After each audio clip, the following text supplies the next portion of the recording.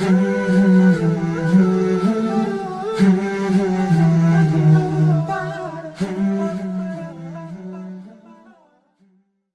Wahyu, Ya, eh, kalau kita ngobrol soal psikologis orang yang tadinya di atas, terus ya. kemudian dia jatuh ketika dalam masa pandemi ini, itu untuk bangkit susah banget, ya kan?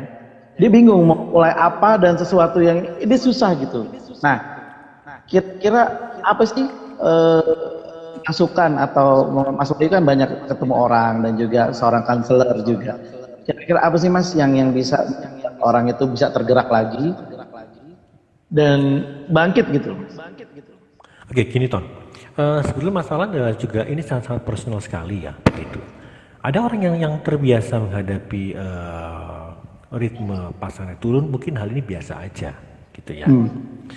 Tapi ketika orang sudah masuk zona nyaman dan lama, ya, dan tidak terbiasa dengan critical situation yang begini hebatnya, bisa saja kemudian imbasnya adalah akan berdampak cukup Oke. signifikan pada seseorang. Jadi memang ini sebenarnya ini agak kasuistis loh, pada tergantung gimana kondisi psikologis orang. Nah, berarti kalau kita bicara yang orang ini jatuh dan kemudian terpuruk dan susah bangun bangkit lagi kayak lagu itu ya. Hmm. Ya, mungkin memang akhirnya memang dibutuhkan para orang-orang yang membantu, ya, memberikan Ya, insight atau cara pandang lain, sehingga yang bersangkutan kemudian bisa bangkit. Tapi memang tidak instan ya, Ron, tidak memang instan, ya. tidak Butuh simsalabim, ya. motivasi yang agak nendang banget.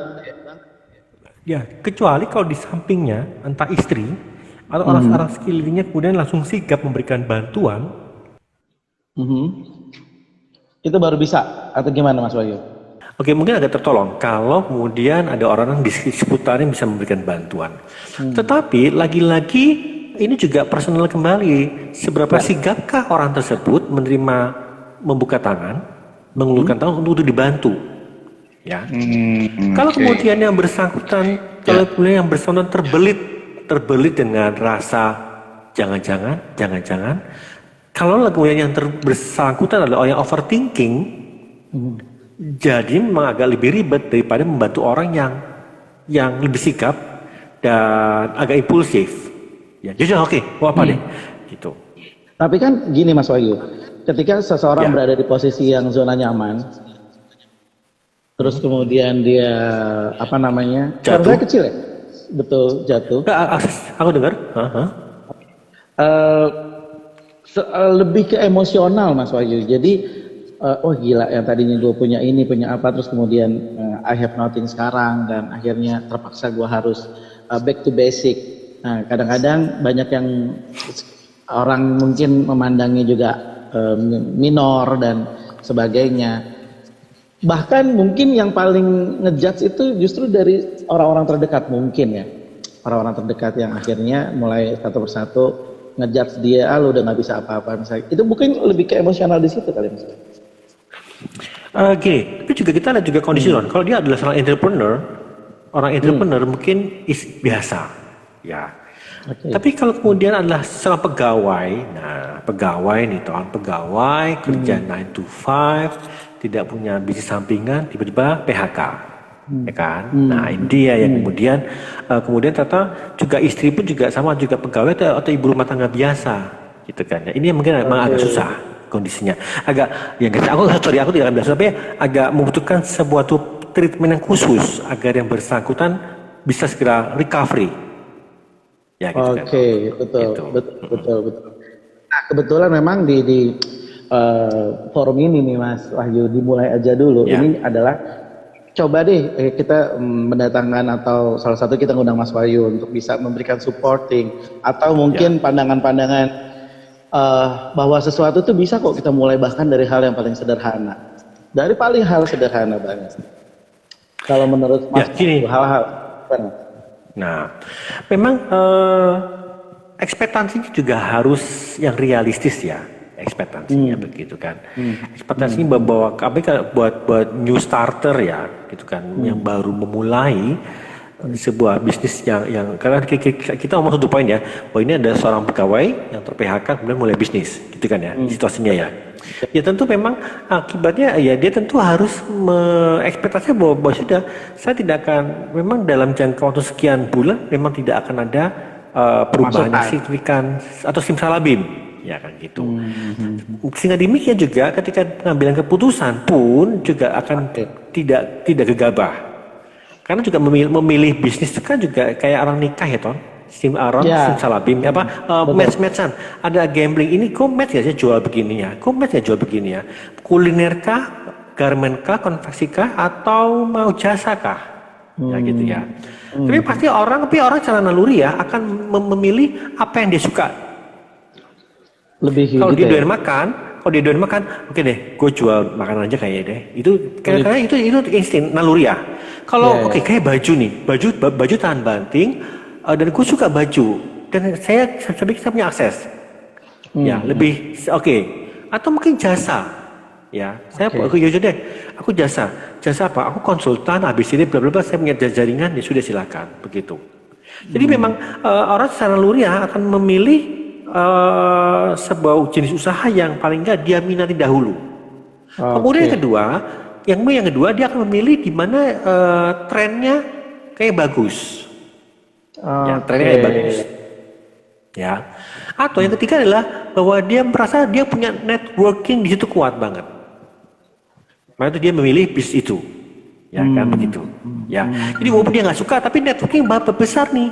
Dan banyak yang memberikan dukungan, ya sudah, maka dia milih. Jadi artinya bahwa orang akan memilih bisnis apa yang akan dia pilih berdasarkan preferensi tadi itu, karena kesukaan, karena ada tren, atau karena dia networking kuat di situ, gitu kan, nebeng, ya, gitu, nebeng ikutan, maka akhirnya dia ikutlah di situ, gitu kan, ya, dan jadi halnya yang membuat orang menjadi kemudian ya sudah silakan mau bagaimana yang langkah-langkah diambil, mau jalan cepatkah atau step by step secara apa ya, cari yang instan, atau playing safe ya, ya, gitu. Memang yang paling safe adalah jadi karyawan kembali gitu.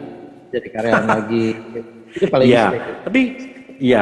tapi ketika kemudian situasinya bahwa saya harus ngelamar lagi, posisi apalagi sudah saya adalah kualifikasi saya sudah tinggi banget atau overqualified, dia juga agak susah ya.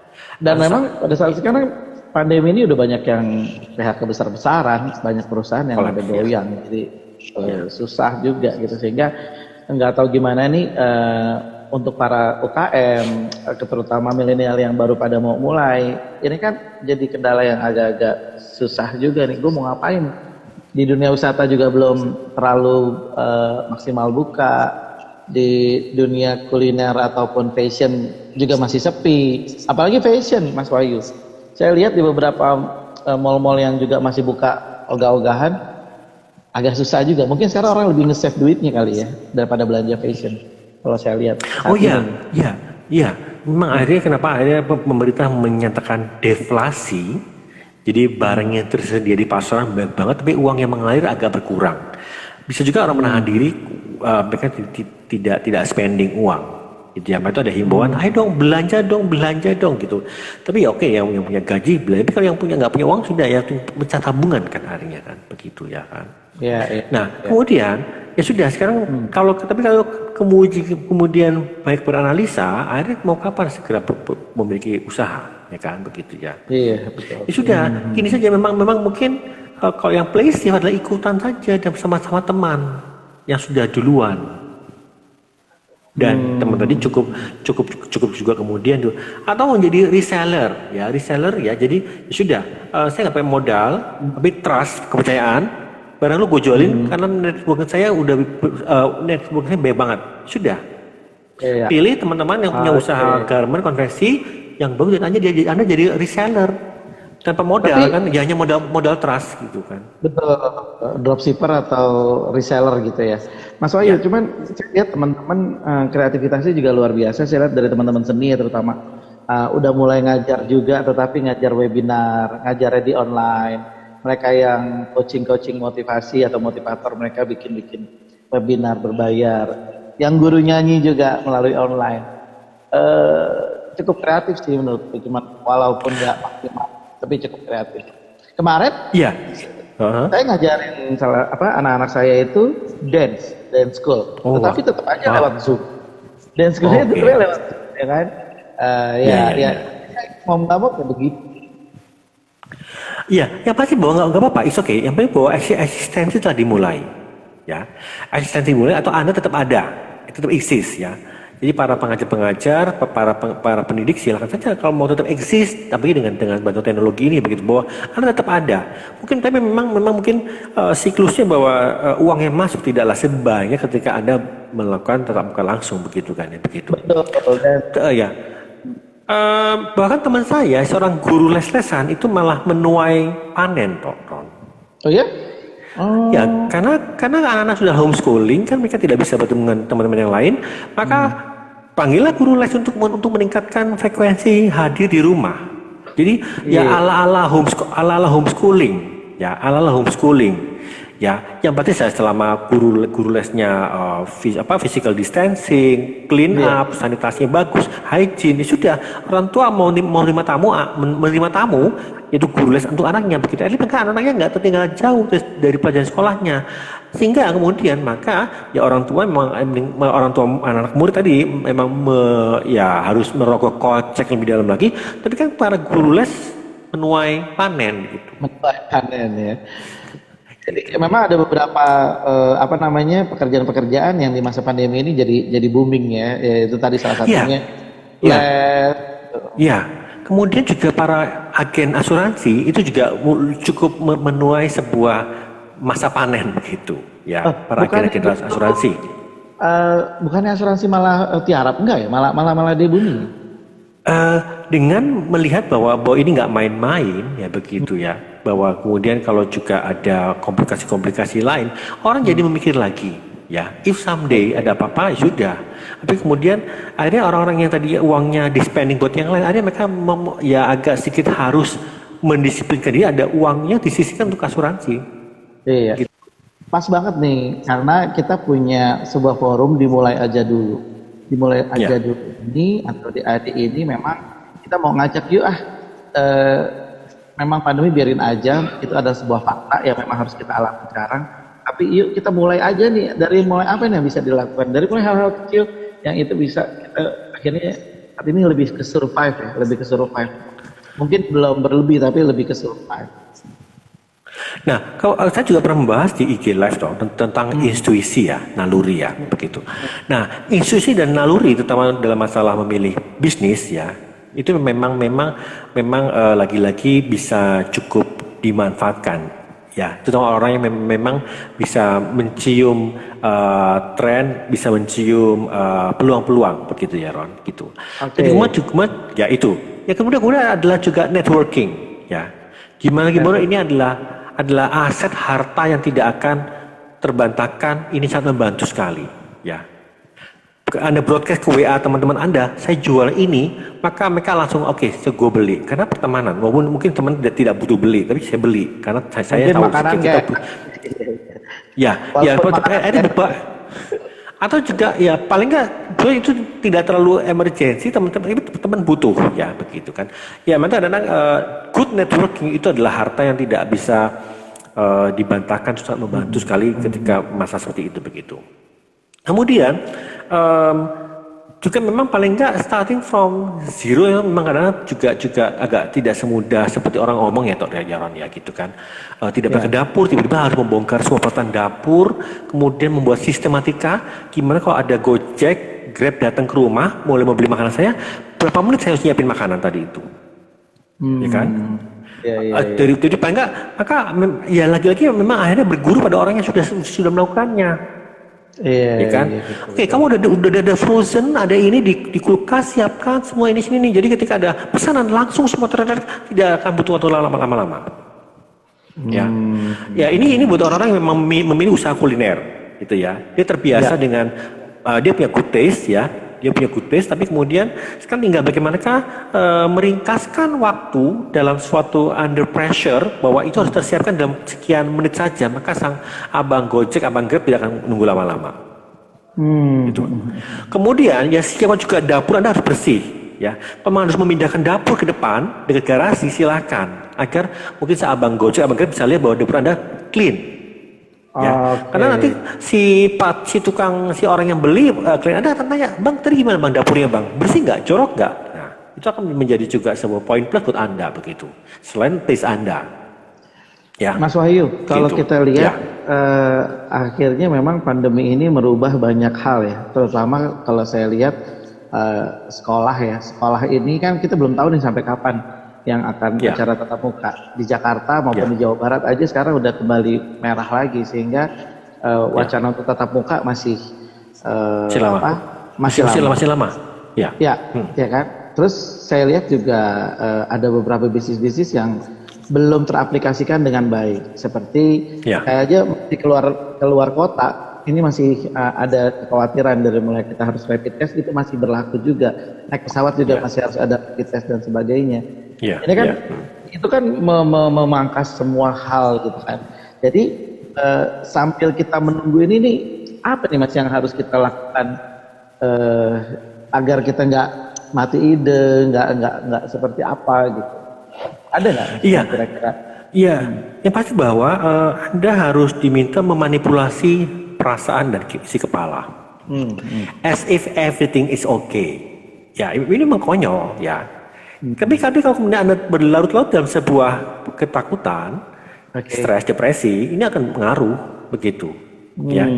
Tapi kemudian Anda terlarut dalam sebuah keparnoan tentang virus, Anda ngitungin jumlah yang terinfeksi, Anda bisa stres sendiri begitu. Ya. Artinya bahwa sudah life goes on and move on. Ini memang katanya mungkin terlalu tampaknya terlalu biasa, klise ya. Tapi ya sudah memang begitu kan. Mau apa lagi? Karena kalau nggak gitu kita juga akan terperangkap dalam sebuah depresi yang berkepanjangan juga. Sekarang makanya itu yang harus ada adalah situasi bahwa Anda diharap tidak stres dan tidak depresi. Ini memang gampang ngomongnya Ron. Tapi memang iya. Karena kalau nggak gitu banyak orang depresi, Bos. Banyak orang depresi. Iya, saya paham. Tapi kemudian kalau ketika Anda depresi, Anda tidak bisa mikir jernih kan? Betul. Sedangkan berpikir jernih itu adalah modal Anda. Kan begitu? Ya kan? Gitu. Tapi bagaimana bagaimana menyembuhkan psikologis yang udah down ini kan susah Mas untuk ngangkat lagi ini kan. Psikologis kita nih benar-benar lagi down. Lebih ke psikolog. Iya, gini, itu kadang-kadang tentu pasti orang akan bilang ya sudahlah, religius, pakai cara spiritual, religius ya, itu yang pertama, ya kan ya, berdoa dan bla bla bla whatever itu, karena memang itu pegangan hope yang paling the last hope, tapi adalah itu the first juga begitu yang dipakai kan begitu ya. Nah kemudian ya sudah, emang Anda juga harus menata diri, nggak bisa enggak. Ya menata habitnya mungkin ditata, jangan aduh seandainya ya, aduh dulu ya. Kalau itu terus dibuang-buang, diangkat terus ya, hari dulu kemarin kita nggak bisa, tapi kita nggak bicara what next gitu loh. Kita nggak bisa move on. Ya kan? Iya, padahal ya sudah harus move on. Kalau kita stuck, kita mau ngapain, gitu kan? Oke. Ya kan? Ya memang memanipulasi perasaan harus, memanipulasi pikiran harus. Seakan-akan tidak terjadi apa-apa, seakan-akan everything was fine. So what I should be, aku harus gimana? Itu. Lalu baik-baik ngobrol sama orang lain yang tidak hopeless ya. Jangan ketemu orang hopeless. Cari ketemu orang yang juga, ya cari orang berteman, berdekat-dekatan dengan orang optimis. Karena orang hopeless pada masa sekarang itu toxic, ya. Orang hopeless pada masa ini toxic. Nanti Anda keseret juga, Anda tersungkur dan terjerembab dan Anda nggak bisa bangkit. Cari orang-orang yang optimis, dekat sama mereka. Hopeless ketemu orang hopeless hasilnya jadi positif. Minus ketemu minus kan positif hasilnya. Nah, artinya bahwa ya sudah. Silakan saja Anda memanipulasi dan juga cari orang-orang yang optimis, orang yang bersemangat. Itu akan good influence ya, Ron. Gitu. Dengan demikian, kemudian maka nanti ya semoga lah insya Allah ada insight, ada kling, ilham nempel di kepala, tiba-tiba iya ya, gitu kan. Nah, saya adalah orang yang terbiasa, kan aku orang LSM ya, Ron. Juga terbiasa kontrak kerja itu nggak pernah lama. Ya. 2 tahun selesai, what next ya? 2 tahun selesai, what next ya? Saya terlalu sering mengalami masa-masa jeda yang juga tidak pendek, bisa 2-3 tahun. Saya baru kerja lagi. Nah, selama 2-3 tahun gue harus ngapain? Ya sudah, I'm creating myself as if saya nggak ngapain, saya fan-fan aja. Saya tetap bangun pagi, saya tetap ngantor di mana bisa kantor gue tebengin gitu ya Ron, gitu. Saya tetap buka laptop, saya baca, saya apapun begitu terus. Akhirnya nanti ada aja bahwa yuk ngamen ya, ngamen. Aku adalah trainer dan fasilitator ya Ron. Ya sudah, mari. Saya memang ada kayak orang jual recehan ya, retail ya, yaudah lah. Oke, dibayar cepet, oke tancap. Dibayar 200 cep, ambil. Sudah, tapi akhirnya bahwa saya tetap dalam kondisi saya tetap 9 to 5. Gitu. Aku tetap gitu. Masalah money matter ya sudah, aku menurunkan budget ya sudah. Biasanya aku bisa beli makanan, aku harus bawa bekal dari rumah. Biasanya aku harus bisa ke mall, aku harus bayar hitung parkir sekian, bensin sekian. Tapi gitu. kan Mas Wahyu 200-300 dalam bentuk dolar kan, dalam bentuk US. Ush, Oh enggak. ngawur. Jadi ini kan akun DAD atau dimulai aja dulu ini adalah sebuah kita create ulang dan memang kita baru untuk lebih aktif lagi. Mas Wahyu kira-kira masukan Mas Wahyu nih untuk dimulai aja dulu. Kira-kira yang bisa menjadi trigger buat kita nih. Mas Wahyu kan seorang seorang inspirator. No, enggak. Ada masukan? Aku hanya orang storyteller ya, Ron. Aku hanya seorang storyteller, ya. Hanya seorang pendongeng saja, storyteller. Jadi gini, ya sudah. Saya pikir krisis ini harus dilewati, mau nggak mau gitu kan ya. Dihadapi dan dilewati begitu. Ketika Anda jatuh ya sudah, so ya harus bangkit, nggak bisa enggak. Mulai gitu aja ya. dulu. Mulai apapun nih. Harus. Tetapi tolong episodenya nggak usah ngeliat episode yang lama. Dulu gue nggak mungkin lo tuang timah segini, gila lo. Saya kan kebanyakan ngeliat ke belakang. Dulu saya adalah, jadi ada megalomanianya itu harus dihilangkan gitu kan. Gitu. Nah itu yang susah tuh Mas. Susah banget itu karena 6 bulan lalu gue masih baru 6 bulan lalu gue jadi seseorang yang berbeda. Sekarang gue udah ngapa-ngapain, tapi gue untuk balik merangkak dari bawah tuh wah gila susah banget. Apa susahnya? Tapi kayak gini. Sekarang memang paling enggak parameternya jangan ketinggian lah. Ya. Buat parameter yang paling masuk akal, yaudah, gini, ini adalah saya memakai karena aku udah ada juga dulu konselor di panti rehab narkotika, ada istilah just for today. Para pecandu narkotika itu saking beratnya ngelepasin diri pada kecanduan, mereka hanya bilang just for today, gua nggak pakai. Ya. Jadi nggak pernah melulu bahwa aku akan sembuh nggak pakai puto selama sekian hari, no, nonsense. Just for today gue nggak pakai, besok lagi terus. Jadi begitu terus. Jadi, nah ini juga sama bisa dibilang sama anyone yang baru mulai merangkak nih gitu. Gitu. Makanya hari ini aja gue mau nyuci piring nih, gitu. Besok nyuci kloset. Bukan, iya. Artinya ya sudah, jangan meratapi. Ya sudah, nggak usah mengerti bahwa life cycle tuh ya udah begini. Mungkin juga perlu lah cerita-cerita orang yang pernah jatuh yang sangat-sangat terpuruk ya, itu juga boleh dibuka deh. Ya itu cukup menginspirasi ya. Gila seorang tajir jatuh bis habis, tapi dia bisa merangkak. Tapi ya pada hari pertama dia merangkak itu juga nggak langsung simsalabim kan begitu. Betul. Banyak sih kisah-kisah inspiring yang kayak gitu. Mungkin di episode selanjutnya gue akan menghadirkan juga kisah-kisah orang-orang inspiring yang dia udah sukses, jatuh, dan bagaimana caranya dia bangkit. Itu seru banget kayaknya. Ya itu dia. Jadi karena kita nggak butuh orang yang sudah di awang-awang ya, sudah di langit. Tapi memang orang yang baru saja bangkit. Nah itu paling nggak agak sedikit menjadi inspirasi bahwa iya ya, dia bisa, gue juga harus bisa dong. Gitu. Karena dia baru mulai loh ya, gitu kan, gitu. Kita nggak usah jauh-jauh. What next ya? Ntar susah sekali. We don't know. Kita nggak tahu. Kan begitu. Bahkan ada orang yang change setiap bisnisnya. Ini orang gila-gila yang selalu change. Kenapa sih? walaupun mungkin secara psikologis juga diharapkan tidak gampang change ya gitu kan, orang emang di proyek juga ada agak telaten dan utun gitu kan gitu. Ada kemarin teman-teman saya juga yang bercerita ketika interview dengan karena dia lagi apply pekerjaan, dia bilang dia habis kerja sama orang di bisnis ini ditipu orang, change lagi ganti lagi. Kemarin dia bisnis laundry karena ditipu, bisnis lagi ganti menjadi bisnis main anak-anak, ditipu lagi. Kenapa harus ganti-ganti sih, kenapa nggak yang itu diterusin gitu loh. Kadang-kadang trauma Mas Wahyu, susah Nah, juga. sekarang kita bilang seberapa traumanya kayak itu? Karena saya dan teman saya Yusuf ya, kita habis interview kita diskusi, nggak bagus itu orang tuh, nggak begitu. Orang nggak boleh mutungan, gitu ya. Orang nggak boleh mutungan, gitu.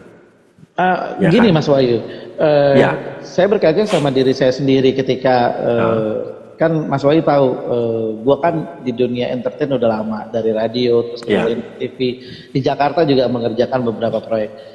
Kemarin itu karena gue suka hobi kuliner, gue coba untuk membuka sebuah kuliner, tetapi gue nggak mau itu dari tengah dengan sewa ruko. Gue coba itu untuk kaki limaan di depan ruko dan sebagainya. Emang perih juga Mas. Gimana gue harus buka tenda, terus kemudian membongkar dan kemudian menyiapkan booth dan sebagainya. Itu nggak susah, nggak gampang loh Mas. Nggak gampang sehingga gila ini susah banget gitu kan. Lo kebayang gitu kan. Nah, sekarang mari kita tanya dengan abang-abang yang sudah menekuni jual mie ayam sejak 10 tahun yang lalu gimana? Ya. Iya kan? Iya. Nah, mari kita tanya dengan abang-abang yang sudah melakoni 10 tahun yang lampau. Dua hal yang sama. Gitu. Sekarang lihat bagaimana dia. Apakah dia juga feeling sad? Enggak. Ya kan? Artinya bahwa ya sudah dia duluan dan dia happy. Kalau berarti saya juga melakoninya, saya juga akan happy kok. Lebih ke mindset ya, lebih ke mindset. Nah, gitu. iya, gitu kan. Gue kan juga orang dasian, kilos kan gue jual makan gue sekarang mengaduk-ngaduk mie ayam. Iya betul. Nah sekarang kalau kemudian akhirnya ujungnya adalah berapa duit yang lu punya sekarang? Ketika bisnis mie ayam udah membesar, apakah akan? Nah sehingga maksud kemarin ada orang udah saya gantung dasi lah, saya jual mie ayam karena lebih asik. Dan atau gini, ini ada quotes ya, saya tidak pernah menyesali saya mengganti karir saya berdasi dengan jual mie ayam. Ada kan bentuk quotes gitu ya? Nah kan gitu tuh. Oke, jadi gue bisa ngambil kesimpulan nih dari Mas Wahyu. Sebetulnya emang di situasi kayak begini ini ya udah, lu faktanya memang harus move on, harus bangkit ya Mas Wahyu kalau kita rangkum. Lu harus bangkit. Atau mungkin saya juga tidak memilih kata bangkit ya Ron. Sekarang kan jatuh banget ya. Saya pikir kebijakan dengan switch karir. Jadi itu lebih memanipulasi alam pikir kita bahwa gue switch karir. Ya, kalau dengan jatuh, aduh ini berarti saya harus bangkit, ini proses menjadi ribet ya. Jadi menjadi drama. Tapi kalau kita gue switch karir. Karena pabrik gue tutup, bangkrut. Saya sudah, gitu kan. Dan ketika saya harus apply lagi, overqualified juga, tapi nggak ada, sudah. Saya switch karir. Dan ternyata, who knows, ini adalah my next destination, my fate di sini gitu kan. Gitu Ron. Mungkin ini yang bisa saya sarankan. Oke, siap. Oke, terima kasih banyak nih Mas Wahyu nih udah sharing sama kita nih. Yang pasti kita di akun ini akan terus berbagi hal-hal positif, berbagi terus. Thank you banget Mas Wahyu, udah waktunya diganggu nih. Next mungkin kita bisa ngobrol-ngobrol lagi dengan tema yang lebih seru. Oke. Banget juga sahabat DAD, thank you banget. Nanti kita terus akan mengembangkan diri dan bersama-sama kita bisa mewujudkan apa yang. Oke, terima kasih. Wassalamualaikum. Oke Ron, wassalam.